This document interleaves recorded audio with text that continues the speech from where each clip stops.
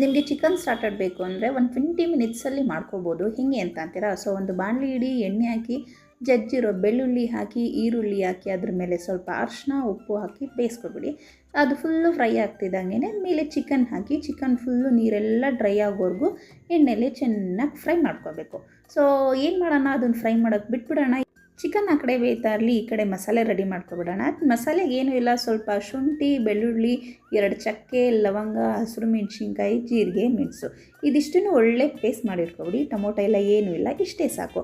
So ಈ ಪೇಸ್ಟ್ನ ಇಲ್ಲಿ fry ಆಗಿರೋ ಚಿಕನ್ಗೆ ಹಾಕ್ಬಿಟ್ಟು ಮತ್ತೆ 1-2 ರೌಂಡ್ ಚೆನ್ನಾಗಿ ನೀರು ಬಿಟ್ಕೊಳ್ಳೋವರೆಗೂ ಹುರ್ಕೊಬಿಡಿ. ಅದಾದಮೇಲೆ ಏನು ಮಾಡಬೇಕು, ಏನಿಲ್ಲ, ಒಂದೇ ಒಂದು ಸ್ಪೂನ್ ಖಾರದ ಪುಡಿ ಹಾಕಿ ಮೇಲ್ಗಡೆ ಸ್ವಲ್ಪ ಕೊತ್ತಂಬರಿ ಹಾಕಿ ಉದುರಿಸ್ಬಿಟ್ರೆ ಆಗೋಯ್ತು ನಮ್ಮ ಚಿಕನ್ ಸ್ಟಾರ್ಟರ್. ಹೆಂಗಿದೆ, ಬೇಗ ಬೇಗ ಪಟ ಪಟ ಪಟ ಮಾಡ್ಕೋಬೋದು ತಾನೆ. ಆರಾಮಾಗಿ ಬೇಗ ಬೇಕು ಅಂದಾಗ ಇದನ್ನು ಮಾಡ್ಕೊಳ್ಳಿ.